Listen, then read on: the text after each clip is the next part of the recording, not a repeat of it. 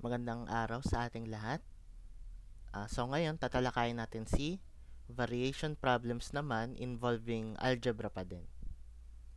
So when it comes sa variation problems, sa algebra, ito yung problems na dinidescribe on how the variable changes in relation with other variables.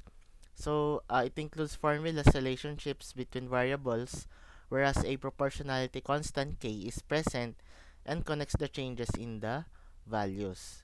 So ano po ba yung relationship nito? So meron tayong types of variations. Let's start with case 1 wherein direct variation. So ang example nito is A is equals to KB, na ang ibig sabihin as A increases, B also increases.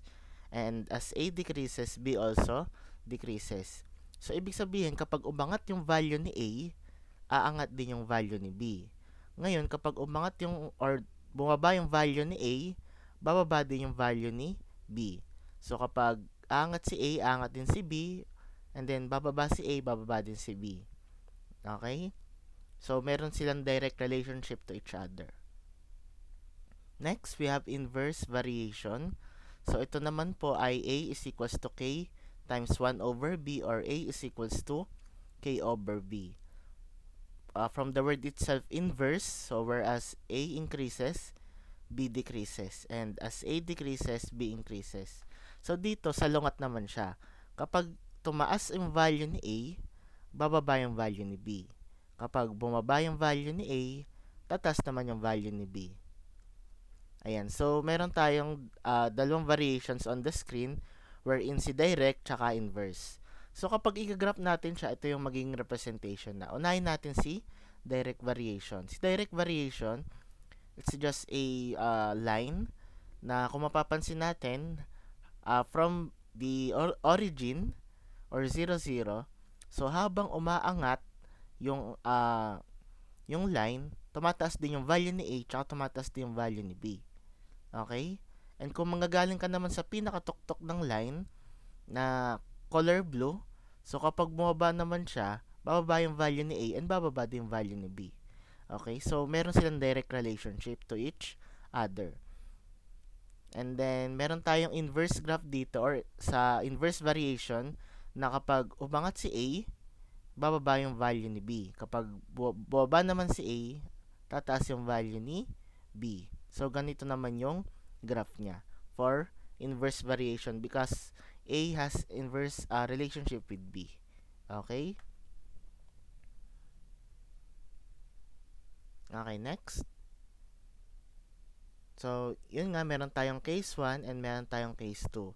So, aside from case 1 and case 2, meron pa tayong case 3 and case 4. Meron tayong tinatawag na joint variation. Si joint variation naman po is A is equals to KBC, na yung direct relationship niya sa other variables is more than 1. So, kung kanina, A has direct relationship with B, dito naman nadagdagan ng isa. A has relationship with B and relationship with C, or direct relationship. So, it is defined as A varies jointly with letter B and C. So, kapag umangat si A, aangat din yung value ni B and C. Okay? Next, we have combined variation. So, si combined variation naman, ito yung magkahalang direct variation tsaka inverse variation. So, meron tayong C is equals to KB over A, whereas ang ibig sabihin lang nun, C varies directly with B and inversely as A, which is true. Kung makikita natin na in-express siya mathematically dito, wherein C is equals to KB over A. Okay? So ngayon, alam na natin yung apat na types ng variation, subukan naman natin mag-solve ng ilang problems. Let's start with problem number 1. So let me read it first. Y varies directly as x. Determine the proportionality constant if y is equals to 30 and x equals to 6. Ayan, so kung mapapansin natin, may hint na tayo. Sabi, y varies directly as x. So kapag directly, that is also called as direct variation. So, una, list down mo natin yung given data. So, meron nga tayong direct variation where y varies directly as x. So, therefore, y is equals to kx. Pero ang inhanap natin, proportionality constant or C, letter k. So we are asked to find the proportionality constant. So pwede nating sabihin na k is equals to y over x. So ang ginawa lang, dinivide both sides by x para makuha natin yung value ni k. So k is equals to y over x, and then substitute natin yung values. K is equals to 30 divided by 6, so that is 5. So yun yung value ni proportionality constant for problem number 1. Okay? Let's proceed. Problem number 2. Y varies inversely as x. Determine the proportionality constant if y is equals to 2/3 and x equals to 9. You can pause the video if you want to answer on your own. Okay, so let's solve. So kung kanina sinabi y varies directly kanina, ngayon y varies inversely naman. So meron tayong hint, and it is called the inverse variation. So una, list down mo natin yung given data wherein inverse variation, y varies inversely as x. So ibig sabihin lang nun, y is equals to k over x. So pinapahanap sa atin proportionality constant. We can say that k is equals to yx. So yun yung value ni proportionality constant. Ngayon, ang gagawin na lang natin is substitute yung given value. So meron tayong k is equals to 2/3 times 9. So that is 6. So yun na po yung proportionality constant for problem number 2. Okay? Next, problem number 3. Let me read it first. Y varies jointly as x and z, while inversely as the square of w. So determine the proportionality constant if y is equals to 1, x is equals to 2, z is equals to 3, and w is equals to 4. So ayan, kung mapapansin natin, meron siyang jointly as x and inversely as the square of w. Jointly as x and z rather, and inversely as the square of w. So this is a combined variation. So paano natin ito solve engineer? So una, list down the given data. So this is a combined variation as y varies jointly as x and z while inversely as the square of w. So kapag nirepresent natin to in mathematics, so y is equals to kxz over w squared. Pero ang hinahanap natin, proportionality constant. So, dapat ang matira sa isang side ng equation ay k lang. And then the other variables, malilipat sa kabila naman. So, that is k is equals to yw squared all over xz. So, pwede natin i-substitute yung values natin. So, meron tayong y is equals to 1, x equals to 2, z is equals to 3, and w is equals to 4. So, that is yw squared over xz. So, y is 1, w is 4, and then squared, all over 2, which is x, and then z is equals to 3. So, kapag sinimplify natin yan, we will get 16 over 6 or 8/3. So, yun na po yung proportionality constant natin. Okay? Okay, next. Let's solve another problem. Problem number 4. So the area of the circle varies directly to the square of the radius. Determine the proportionality constant if the radius is 5 cm and the area of the circle is 25 pi cm squared. So, engineer, paano po to? Worded problems na siya. So, to make it easy, i-analyze natin yung problem. Ang sabi, varies directly. So, this is another problem of direct variation. So, una, list the given data muna. So, we can say that is a direct variation. So, kapag in-express natin siya mathematically, a is equals to kr squared, or a is equals to 25 pi centimeter squared. So, yun yung value ng area. R is equals to 5 centimeter based sa problem. Ang sabi, hinahanap ulit natin si proportionality constant. So, pwede nating sabihin na k is equals to a over r squared, and then substitute natin yung given. So, a over r squared. Si a, ang value niya is 25 pi. And then r squared, so 5 squared is 25. Makakancel yung 25, so therefore, ang matitira is pi na lang. So, Our proportionality constant for problem number 4 is also known as pi.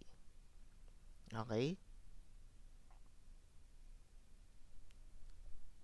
Next, let's solve another problem. So let me read it first. The number of hours that it takes persons to assemble machines is directly proportional to the number of machines and inversely proportional to the number of persons. So if 4 people can assemble 12 machines in 4 hours, find the number of people that are needed to assemble 36 machines in 8 hours. For this problem, you can pause the video if you like to answer on your own, and then sasagutan natin siya.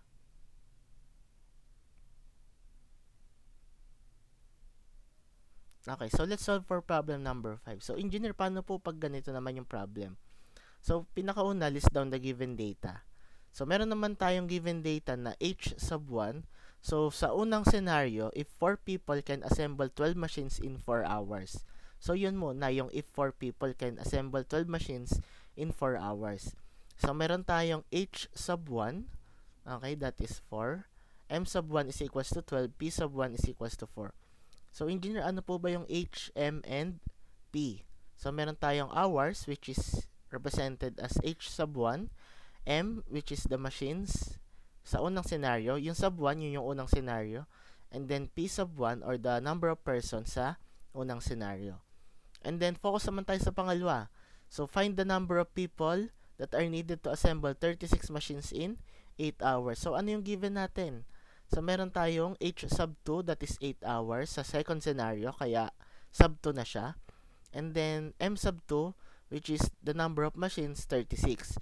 So, ang hinahanap, yung P sub 2, or yung number ng people sa pangalawang scenario, na kapag 36 machines at 8 hours na, ilan na yung number of people na kailangan. Okay? So, pwede nating sabihin na ito ay combined variation. Okay, so paano natin masasabi? So, meron tayong directly proportional and inversely proportional.